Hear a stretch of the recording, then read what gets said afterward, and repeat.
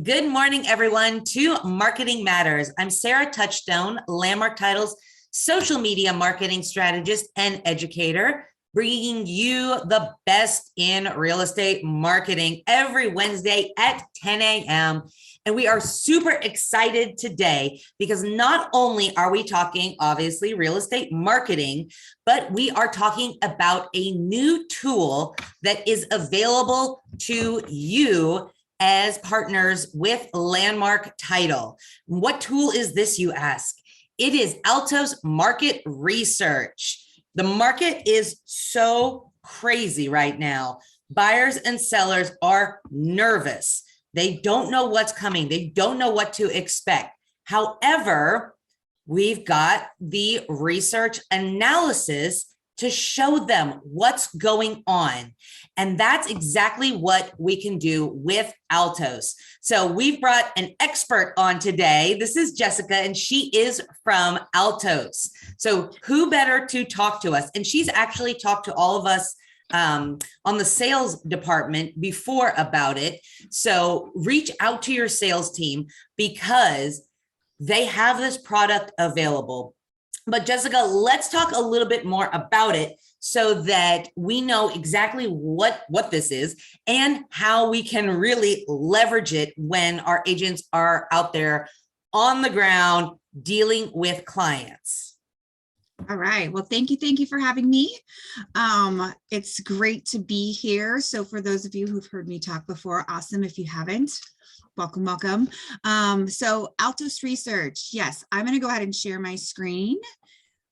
Let's see here. Do you want to? Yes. Okay. Just bear with me 1 second. Who is Altos Research? Perfect. So some of you, I'm sure, haven't the faintest idea about Altos Research, and that's okay. We are a data company with a goal in mind to answer the question, how's the market today? It's a really big deal today, right? I mean, every day is a new day and we're seeing things change, and it's super important to stay on top of what's happening. And so our goal again is to answer the question, how's the market today, which will be unique to other market reports that you have come across, maybe that you use. We focus on the 100% active market in order to answer the question, how's the market today? We use that active market also to pinpoint some key indicators as to where we're headed. Many reports out there you'll notice are, hey, how was the market back in May? How was the market in April? And that is important as well. But as you know, with things changing the way that they are, a market report from May isn't really going to do you much good with trying to figure out where we're going. Okay, so what you're looking at right now, yes, I'm sharing my screen. This is actually an ebook that we provide. And so I can send a link to Sarah, who can go ahead and distribute it to everybody who's attending so that you can get a hold of this book. And I tell you, yes, I'm a little biased, but it's not a snore fest. I promise it has some really valuable information in this. So we're going to talk today about the market report that you have access to. This kind of just solidifies what we talk about today and also goes over some of the key things to keep an eye on the report that you may not even think about. But one of my favorites is the whole QA part. How can you use market data to effectively communicate to your buyers and sellers? What kind of questions does the data help you answer? And so I really encourage you to take a look at it. And this is the chapter 4, how to answer buyer and seller questions with the market data. I really think that this is super helpful, especially in times like today where there's a lot of anxiety, right? It's been a crazy couple of years, and it's been really interesting working with Altos. I've been with Altos for 12 years, and it's been really such a great experience to be able to see these really be able to shine, to really help people overcome a lot of the anxiety that they're dealing with. It's not that the reports are going to say something magical that's going to say, oh, everything's exactly the way that it should be. It's that you're keeping yourself in the know. And if we've learned anything over the last couple of years, it is really important to find a data source that you'll feel confident in and follow the data versus dealing with just opinion. And as an agent out there, it also is super important to take your knowledge, but be able to show it using that data. A lot of the information that we talk about today is probably not surprising, but it's really helpful to be able to solidify that when you're talking with your clients with that data. Okay, so again, this is the ebook. I just wanted to make mention. Again, I will send the link to be able to get this ebook to Sarah so that she can send it off to you guys. So this is super valuable. That's one. Now, the next thing is this report explainer, which I will send as well. This is a 2-page excerpt of that ebook. Okay, this will give you a high-level overview of the market report that we'll go through, of the different components that make up the report. And then just in case you need it, because it's super helpful, all of the statistics, the definition, and why we care to look at it, right? There's always variances of, what does this really mean? And so now you can go ahead and you can have a definition. You can share this with your clients so that they feel comfortable looking at the report as well. Okay. So again, I'm going to go ahead and look at our Maricopa County. This is one. I'm going to go back and reiterate the fact that what is it that we want to be able to do? We want to answer the question, how's the market today? We want to be able to provide leading indicators that you can keep an eye on to see if we're going to start seeing a shift in the market and what kind of shift are we going to see. But it's bigger than that. We also want to take this complex data and put it into an easy to understand format. And in my opinion, that is super important because you're working with a variety of different personality types, right?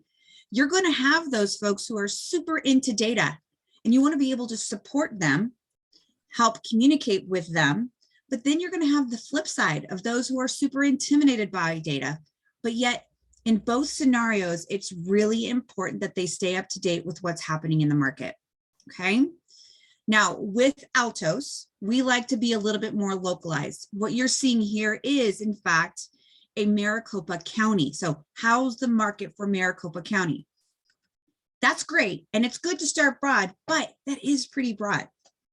Most likely you'll say, okay, well, what part, right? Or someone's going to know something a little bit more local and want to have information a little bit more local, in which case we do. We provide it down to city level. I've got Scottsdale, I've got Phoenix, I've got Glendale, right? So if we click on Scottsdale, now we're looking at the same report that you just saw for county, but now it's citywide. Okay, so we are consistent with how these reports look.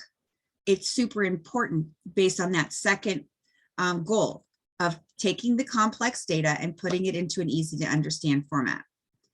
Why? Because there is lots of rhyme and reason to why we developed this template the way that we did. I, again, have been working with Altos for 12 years. I work with what we call a bunch of data geeks, right? Of course, we're a data company. So we want to make sure that it represents those who are super into the data and the numbers themselves. So we provide the numbers. Well, we also want to make sure that we understand that everybody absorbs the information differently. I'm a very visual person, even after 12 years. I appreciate the visual cues that are throughout the report. And then you're going to have folks who are like, you know what, this is all too complicated. Just tell me like it is. And we have content here that talks about what's happening in the real-time market profile. So there's something for everyone, and you don't have to feel like you have to hold someone's hand in order for them to get what they need from the report. Super helpful. I don't know about you, but I still to this day get market reports on my doorstep and I kind of chuckle just given what I do because they're literally like a screenshot of a spreadsheet. And I'm like, what are you trying to tell me? So I do really love our reports because it really is clear and you can get a lot out of it. You can get what you need out of it. And we're going to dive in so that you can be aware of what's possible, understanding that everybody's going to navigate it a little bit differently. Okay. Now, again, why are we different? We focus on the active market. Okay. We update these reports every week so that you always have the latest information. So when I talk about the active market, I want to say that that's probably one of the key things to remember because on a daily basis, I get the question where somebody is comparing apples to oranges, sold data versus active. Sold data does have its place, but it trickles down far behind, right? And that's like answering the question, how was the market a few weeks ago? We want to know right now.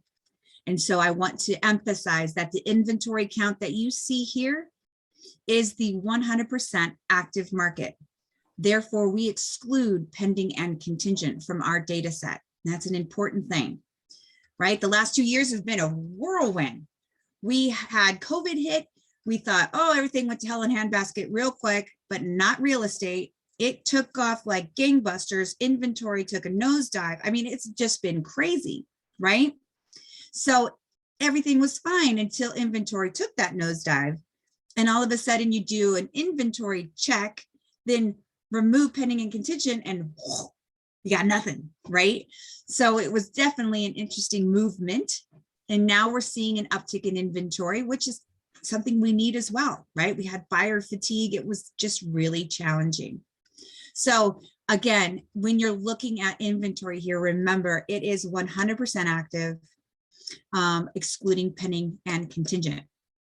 The numbers here are directly related to the inventory here. Now, we do segregate that data into single family homes and condo townhouses. The nature of the market is different between those two property types. So of course, we separate those out. So you want to think about the condos tab as a single unit shared wall. Okay, but what's awesome is that you click on it and everything updates. No need for a different link. You have it all inclusive. You just toggle between the two. Having the report be interactive is awesome. You'll want to make sure that when you are talking to your clients that you bring that to their attention as well. Okay, but you can toggle between the two. Now, remember, we update these reports weekly. In my opinion, it's super important that we know when that happens. So the numbers that are presented here, right? Well, we do our capture throughout the week with a stop capture on Friday. We process the data over the weekend and then publish on Sunday afternoon. Okay, so the number that's here is as of Friday. And in my opinion, that's super important. Well, first off, because when you're looking at the number here for the first time, roughly 1.3, you put your cursor here, it's interactive. Notice the Friday date stamp, and you can go back. This provides 13 weeks of data. Okay, this allows you to look back just enough, because here it's great. This is what we're at today. Well, we don't know where we're going if we don't know where we've been. So it's important to know that, hey, okay, if this is what it is as of Friday, what was it a month ago? What was it a month before that, right? So you can see the decrease in that median price here. So median list price, again, 100% active. Well, what is the median price of new listings? Remember, we're updating every week. So median price of new listings is just the data set of the new listings that came onto the market since the previous capture, right? So whether it's 5, 10, 15, this is the median of just that set. Whereas this is the median of the total 642. Okay. Price per square foot. This is a good one. This kind of levels the playing field, right? When you're dealing with median list price, this is all inclusive of the active inventory. This could be inflated just because, hey, a few more really expensive homes came onto the market, right? Etc. So when you have your price per square foot, it kind of levels that playing field a bit. Average days on market and median days on market. This, in my opinion, is really helpful and a great conversation starter when you're talking with buyers or you're talking with sellers. Why do we have both?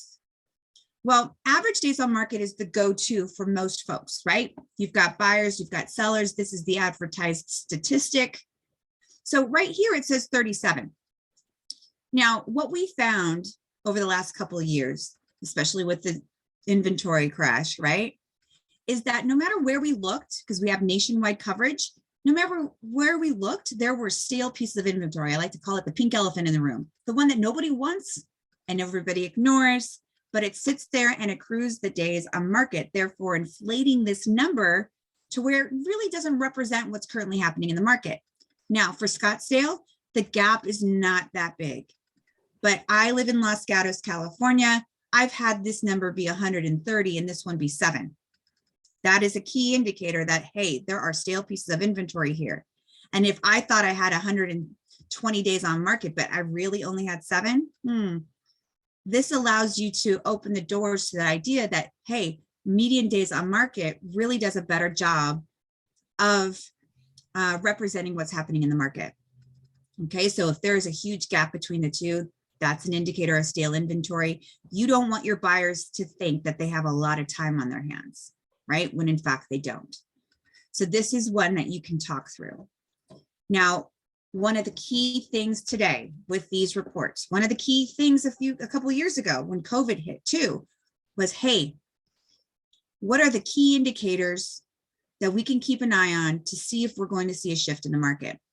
We've never been in a pandemic before, but we've been in a market crash. What have we learned?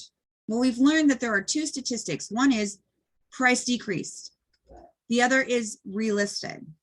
So price decreased. What that is here and how you read it is that of the 642 pieces of inventory, 37% has had to take some sort of reduction since being put on the market.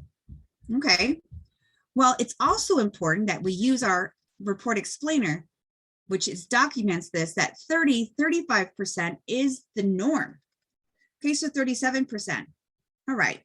Well, what we do want to keep an eye on is the fact that notice this climb, because back at the beginning of April, it was 18%, and we're seeing an increase over time. Okay, so keep an eye on this. So what you would say to clients is, hey, keep an eye on last price decreased. If this starts getting up to 45, 50%, we're going to see more of a softening of the market. Okay, that's one thing. Now, another use case for price decrease is if you're dealing with a seller. Let's say you go and have a listing presentation. I encourage you to use this report. I encourage you to say, hey, listen, I'm going to supply this report to you on a regular basis. Okay, I want you to pay special attention to the price decreased. We are going to list your house for X. And right now, 37% of the active inventory has had to take a price reduction since being put on the market. We want to keep an eye on this. We want this to stay the same or go down. If this were to continue to climb over time, we might have to get back together and talk about the price of your home. So what you're doing is you're empowering your seller to better understand the market as they go through the process. So if that happens, there's no shock and awe moment, because that's one of the conversations people hate to have, because there's a lot of finger pointing. And the more you put onto the seller as far as allowing them to be involved in this process, the better you'll be with that outcome. Okay, so that's another use case for that percentage. Now, relisted is another one, but it's important to know what relisted is for Altos. Remember, we focus on the 100% active market, right? Great. That means that our absorbed is pending, contingent, expired, removed. Therefore, relisted is when it moves from that status and goes back on the market. So again, with relisted here, 5% of the 642 has been relisted. Okay, relisted could be falls out of escrow. The appraisal doesn't go through. I don't like my agent, I'm switching agents, right? It's expired, we're putting it back on the market. Now, what's the norm? The norm is 10% or less. This is pretty good, pretty consistent over the last 3 months. Okay, what we're really looking for is a steep climb. So pay attention to this percentage. If all of a sudden you see this tick up at a rapid rate, we're probably going to start seeing a softening in the market, more of a softening. Okay, so this again is where that report explainer comes in handy, because that is mentioned in that. And to give you an example, in San Jose, which is right outside of my area, San Jose, California in 2008 went from 5% to 35% in 2 months. So if this is 3 months, imagine what that looked like, right? So that's more of what we're looking at here. But those are two indicators that you can make mention so that you create that engagement when you're sharing these reports, okay? Again, this is a way to help alleviate some of that anxiety. Is it going to say something that's not true just to make them feel better? No, not at all. But being aware, watching the market is far better than just walking blindly and thinking the sky's falling. Okay, so those are two that you can keep an eye on. And inventory, of course, here we are climbing up with inventory. Median rent, if you've got any investors, they're going to want them to know this information. And then here we have market action index, which is listed here like it's a normal statistic. It's not, it's our own proprietary algorithm. So this is how Altos started, when we just wanted to answer the question, hey, is it a buyer's market or a seller's market? So we sought out a data team. We said, hey, this is the question we want to be able to answer. They took a series of supply and demand statistics. They tied it up in a bow. It's an equation, and every equation has a weighted end result. We learned that 30 was neutral. Okay, and you'll see that in my nice little image over here. This is my speedometer. So this nice image here, you have that 30 cutoff. Anything greater than 30 favors the seller. Anything less than 30 favors the buyer. So pretty straightforward, right? 69 is greater than 30. It's a strong seller's market. Now, why do I love this image? And this is an evolution, by the way. 12 years is a long time. This used to be just a line chart that was really hard to read. And I love this. Why? Because they have the ticker here. The higher the ticker, the hotter the market. But the first layer represents now. The gray is a running 30 days back. So you can see that 30 days ago, it was hotter than it is today. So it's cooled off a bit in the last 30 days. Okay. And that's consistent with what we're seeing out there, right? So great. You've got this strong seller's market, but keep an eye because it's cooling off, right? And then again, this gray represents a running 30 days. Okay. So hopefully that's helpful. So again, you've got your real-time market profile. You've got a couple of statistics that you can pinpoint to help create that engagement. It's really easy to get stuck with, oh, it's so pretty, wrap it up and on you go. If you can pinpoint areas to keep an eye on, that creates that engagement. Letting them know that it's interactive is really important, okay?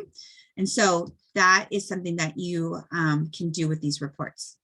Now, some people stay right here, right? It's a summary of sorts. It answers the question, is it a buyer's market or a seller's market?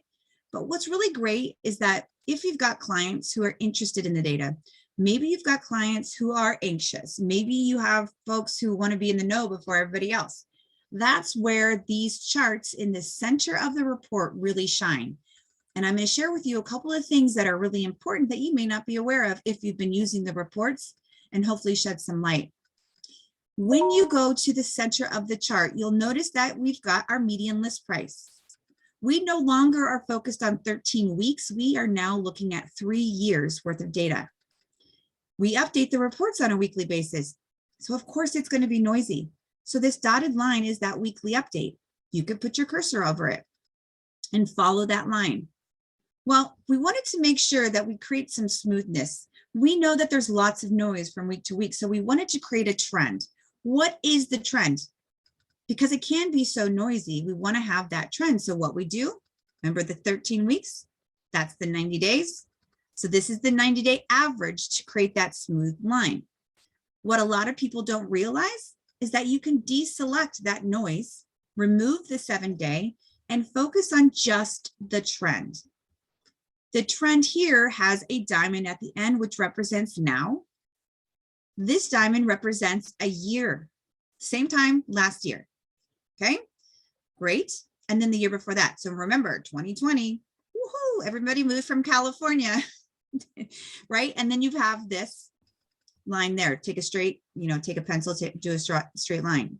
Now, what's the use for that 7-day? It's a great usage for that 7 days that there's leading indicators. You will see momentum in that 7-day before the 90-day catches up.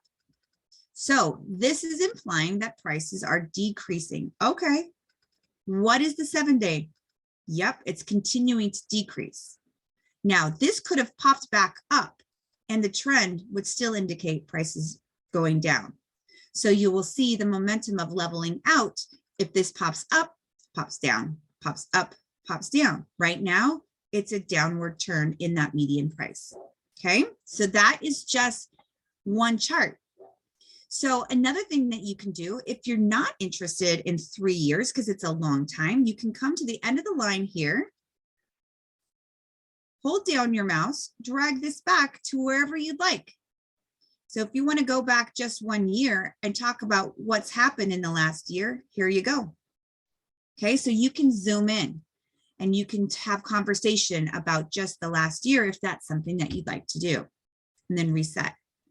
You're also not stuck with just median list price. Just like above, you have all of the other statistics as well. One I love is inventory. This one has been really important because we don't really talk about with our clients, our buyers, right? About the term inventory. It's available homes for sale. And when you're looking at Scottsdale and 642, that doesn't seem very low. As a buyer, you're like, I don't need any more options than that, right? So how can you come across as being knowledgeable and not pushy? Have data back you up with whatever it is that you already know, right?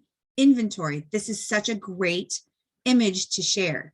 Because again, if this seems like, hey, that doesn't seem low, this is showing you that, hey, 3 years ago, it was up here, 2,000, and we're now at 642. So again, though, you can deselect the noise, and again, you can find if there's any indicators of change. The 90 days, a slight uptick. Okay, great. 7-day, yep. The 7-day goes past that 90-day, and it's continuing to climb. So all of these statistics are worth looking at. This is that 7-day, woohoo, okay? So you've got all of these different statistics. You can interact with the key. You can change the date range. All of that you can do with these charts. Now, in addition to that, we're looking at Scottsdale, Arizona, citywide. That takes into account all active inventory for every zip code within Scottsdale, okay? That's pretty broad. That's like me saying, hey, how's the market in San Francisco? I'm going to say, well, what part, right? But with this, you can see that, okay, you've got this inventory, and this is the median of this inventory. But chances are, and I know this, Scottsdale has some pretty pricey areas, right? How can you effectively talk with clients who are interested in the luxury market of Scottsdale? Well, I would obviously encourage you to go down to zip code, which we'll talk about, but you can also break down the data into segments. And when you do this, you're taking the inventory, you're listing it from most expensive to least expensive, and then dividing it by 4. Each of these segments has the same amount of inventory, okay? And then we determine the median of that set. So this top blue line represents the most expensive 25% of properties. Okay, great. 4.4 is far different than what we had above. Even more so, the bottom, the red line, represents the least expensive 25% of properties at 800. So how can you use these reports if you're talking with somebody who has a budget or if they're interested in the luxury market? This is how. So if you're dealing with the luxury market, you can say, okay, let's turn off the noise for everything else. Here's the median price behavior of the market for that top 25% most expensive inventory in Scottsdale. We're seeing the same thing we saw with the overall, right? With the price decrease, okay, going down. And you can come here and say, okay, what does it look like for median days on market for the top 25%? Okay, come to the end of the line, 47. How does that compare with the bottom, the least expensive 25% at near 0? Okay, 5. So this allows you to fine tune your conversations based on who you're talking with. If you have an open house, what segment does that home fall within? And now you can talk about the nature of the market for that home versus just the entire city or even the zip code, because this can go down to the zip code and then dive into the segments. Okay, what are the percentage of properties taking a price reduction in that top segment?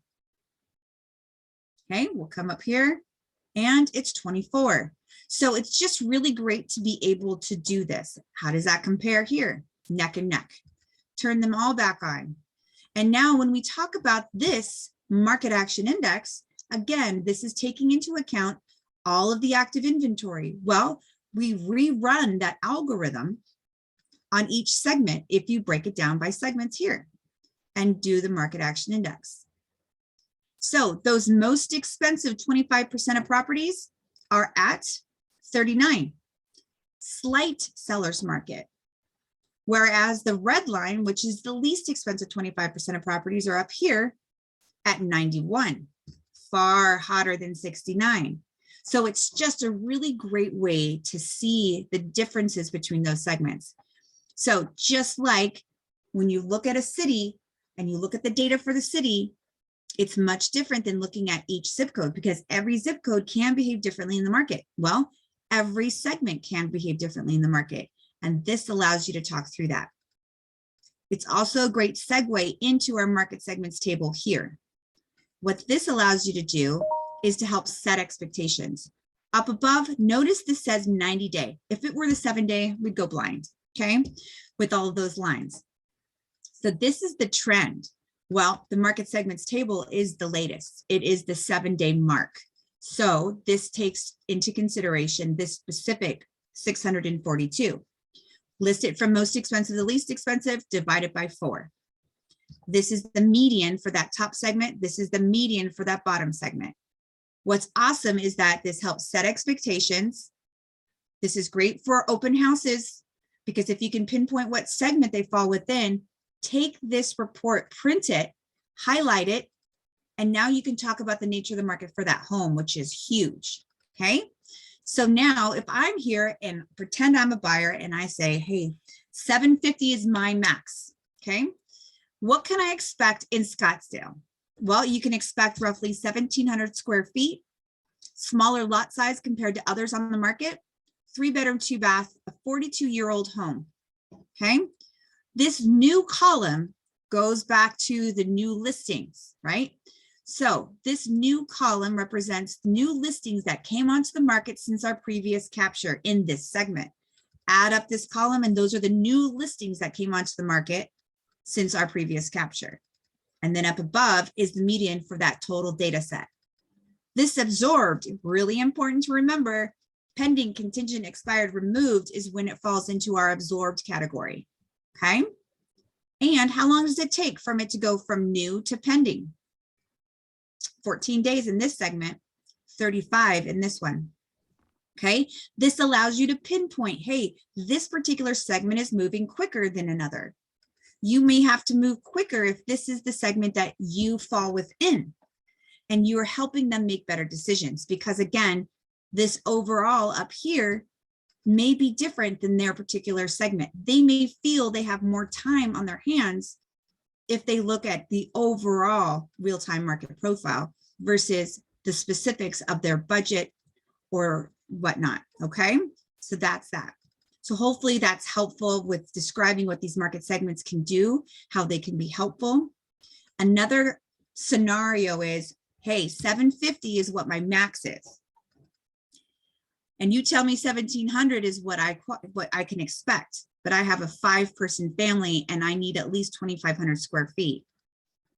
So what you can do is scroll up and search for a neighboring city or zip code, right? And find something that's going to meet their family's needs as well as their budget. So now, mind you, I'm in California, but let's say we look at Phoenix. You can use this search functionality to quickly pull up a different location. It's awesome. Scroll down and you'll see here, okay, 750. I might be able to, come close to what my family's needs are here. Okay, and I've got 14 days on the market, similar to what we saw before. So that can be really helpful. In fact, you guys are in Arizona, poor Arizona. You've gotten a lot of Californians in the last couple of years. What if somebody, again, was moving from California and you wanted to give them a report for their current area, right? I live in Los Gatos. Awesome. You guys have nothing to do with Los Gatos, but that doesn't mean you can't look at the report itself. Okay, you can search anywhere we capture data. We are nationwide, but this can be very, very helpful. Just go up to share, email it to your client, and they will have a copy of this report. Okay. All right. So again, on the fly, use the search functionality when you're interacting with your clients, and it's awesome. Okay. Now, one of the things that I mentioned was, hey, take this offline. This is a great thing, great tool, interactive. I definitely recommend keeping tabs, sending this to your clients so that they can utilize the interactivity, but it's not always appropriate to be online. So when you're at an open house and you want some marketing data, so marketing for yourself, you can come up, go click on share, click on single page PDF, run a few copies. It's landmark. Take your business card, attach it to this. Okay, you have a nice printable report. Now, it's an open house. Which segment does the home fall within? Take a highlighter, highlight that. Use that as your conversation starter for anyone who's going through the home. It is awesome. Okay, so that's definitely something I recommend doing. But if you think about it, go outside just open house. You're doing any type of neighborhood walks, any type of farming, even direct mail. This is a great piece. Attach your business card. It's a great marketing piece. It's a great tool for them. So definitely something worthwhile. So I would encourage you to consider printing them as well. Okay. All right. So I'm gonna move us out of the way a bit here. Okay, Scottsdale. So the other thing is the longer report. What use case can we have this full report PDF? This is great for listing presentations. You're already gathering a bunch of information. There's a lot. This is when you bring out the big guns. But what's great about this report is that you don't have to hold their hand. It's something you can leave behind and feel confident that they're going to get what they need from the report. It does have a cover sheet that you can choose to utilize or not, but you can take your business card again, attach it. Here's a data page for all of our data geeks, right? All the numbers. And again, if it's a listing presentation, what segment does the home fall within? Take a highlighter, highlight that segment. But then all of those charts from the report are extracted with content that says, hey, by the way, this is what it's trying to say. So the segments are there, all of those different statistics. So it's really a great report, really presented nicely. It looks nice, easy to understand. I would really encourage you to utilize the print version as well. Okay. All right. And then lastly, under share are your social media. So if you have a business page that you like to contribute to or need to contribute to, it's not always easy to find content, right? This is super, it's really well received, okay? So if we click on Facebook, you get to make a decision. What is it that you want to share?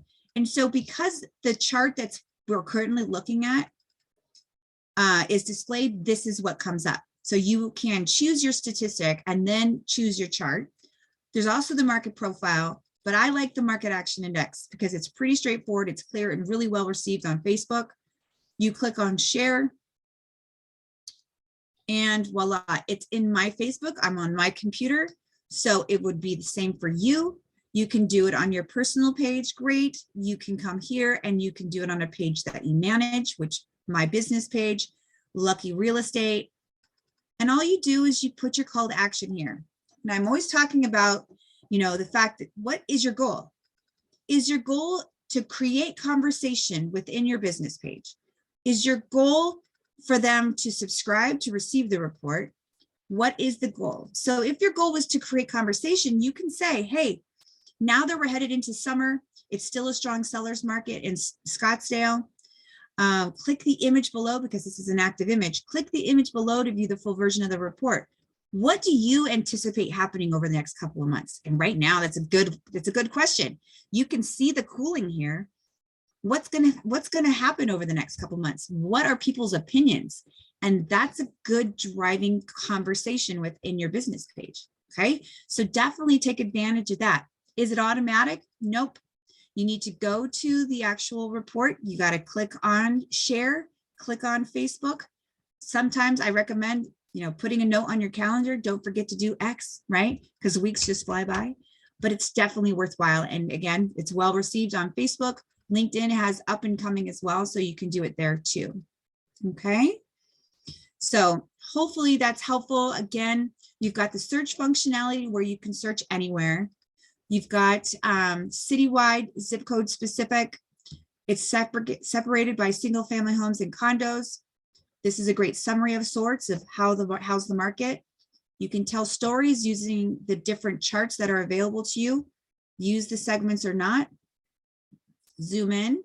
And then don't forget your market segments table down here to help set expectations. All right. All right. Well, I hope you guys found that was helpful. I'm going to go ahead up into my little chat here. I'm going to read this. May I ask if there's a way to run several zip codes into one report? So if I wanted to do all of Prescott Valley, and Chino Valley, that's a total of 5 or 6 codes rather than doing them one zip code at a time. Great question. Unfortunately, no, we do have county, then we have citywide, then we have zip code specific, right? So we can't at this time combine zip codes, okay? And now, one thing I wanted to mention, just keep an eye out. One thing that we're interested in doing, because of that same scenario, where I live, it's not so much the zip code as it is the school district, right? And it's kind of intertwined with another zip code. To be able to draw the area out and generate a report that way would be really great. So yes, we've taken note. Yes, we'd like to be able to do that. Unfortunately, at this point, we don't have like an ETA. So what our reps would do would just be set up multiple zip codes. Yeah. And so just so you know that every report that you generate, whether it's Scottsdale, whatever you search, each one is its unique URL. So you can copy that URL, you can bookmark it, and then you can create like your own little, hey, here are the reports that you need. And you have those hyperlinks. Those links don't change. They're unique to the location and the branding. So you can use those, bookmark them. And anytime you click on the link, it'll always give you the latest version. And something to be aware of is that we do not archive old reports. It's just so you know, the last 2 weeks, it's been insane with those requests. Yeah. They want to see last month's report. I'm like, now I'm realizing you can see the data. So not everybody realizes that, right? How to look at it. That's why those big charts come in handy with that idea. What's happening is the market is changing so much that they're like, wait, I want to take a look at what happened a month ago. Just remember, this is 3 months. So you can in fact do that. Right. And Jessica, there's a way that we can download, right? So yeah, as the market is changing, you may want to be screenshotting, you may want to be saving these because, you know, even just looking back 3 weeks ago, it has changed dramatically. So make sure that you're stockpiling all these tools that we have available for you, because you may need them down the road. Yeah. And I've had people where you can create a folder on your desktop that says market reports, and you go up to share, just so you know, if you do convert it to that single page, because that's probably all you really need in order to kind of look back. Either one, the PDF is a standalone. We can't update PDFs. So if you download that and then put it in that folder that you have on your desktop, it's a great way for you to archive your own reports. Nice. I did have another call or another question about read-only users. Is there a way for us to, instead of just sending out the emails, create read-only users within Altos? Not with the given account, no. Gotcha. And then we did have one more question about how to watch recorded videos on these. Okay, YouTube. So YouTube, let's see. You can literally do what I'm doing right now. We can go to, well, here's mine. So here's my tutorials, but you can go to Altos Research. And there's lots of great content here. So I actually would encourage anybody who's on the call. We have a weekly video that comes out. You'll see them here. They're roughly 10 minutes long each week. Today is an actual webinar that's held at the same time, and it'll be posted as well. So there's lots of great content here. When it comes to the reports, videos, playlists. It was just there, so I can drop it in. Let me go back and I'll drop it in the chat. So anybody who wants to get quick access to that here. Awesome. Chat. Does anybody else have any questions for Jessica while we have her on? Let us know utilizing the chat or the question and answer window. And Sarah, I'm going to send an email after with this document and the link for the ebook, okay? Perfect. And then if questions come up that you need help with, let me know. But I'm excited. Hopefully you guys have learned some new things about the report that you can take with you and get excited about sharing them with your clients, okay? All Awesome. All right.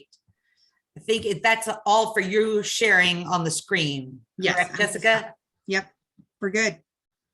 And One more yep, and they question. will be emailed to us. Yes.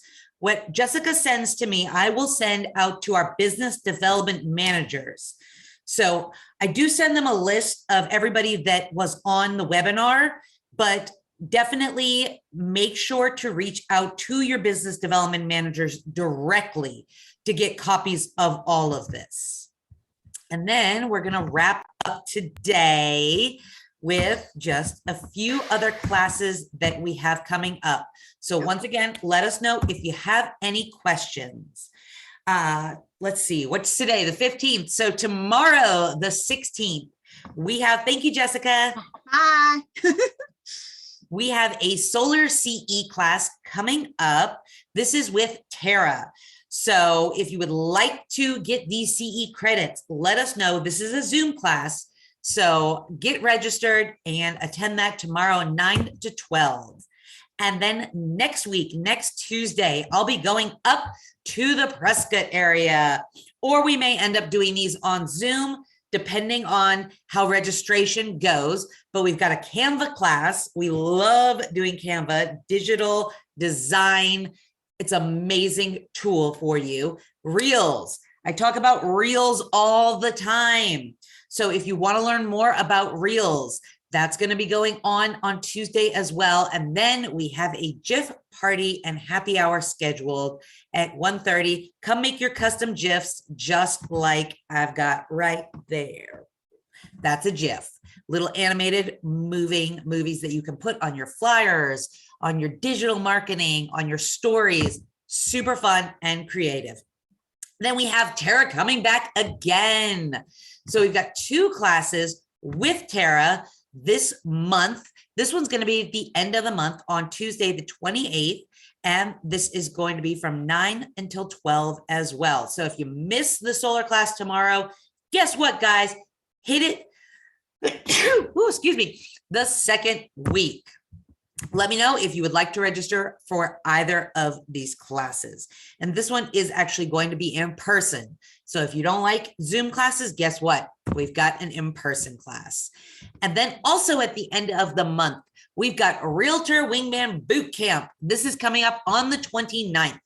This is all about not only working your sphere, but having your sphere work for you and getting more referrals out of them. We're going to train you guys how to do that.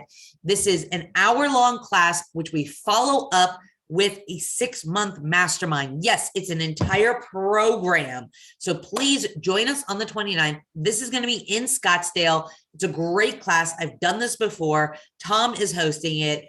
Reach out to myself or Tom if you want to get registered for this. And that's it for us today, guys. I hope that Jessica gave you guys some really great tips regarding using Altos. This is an amazing new tool that we have available. So please utilize it.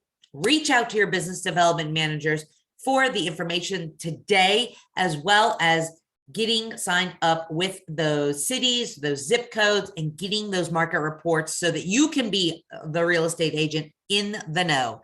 Reach out to Beth, Becky, Melinda, Mary, Patty, Michelle, and Prescott, Michael, Tom, or Renee. If you don't already work with one of them, reach out to me, Sarah.touchstone@landmark or LTAZ.com. Let me repeat that. Sarah with an H. touchstone@LTAZ.com. And I will introduce you personally to one of our fabulous business development managers. And that's it for us today, guys. Thank you, of course, for joining us every week on Marketing Matters. We have 7 offices across the valley to service you, as well as one in Prescott. So please think of us on your next contract. We're here to help. We're here to make the transition and the buying and selling process smooth for yourself and your clients. And we'd love to help. So we'll see you guys next week, same time, same place.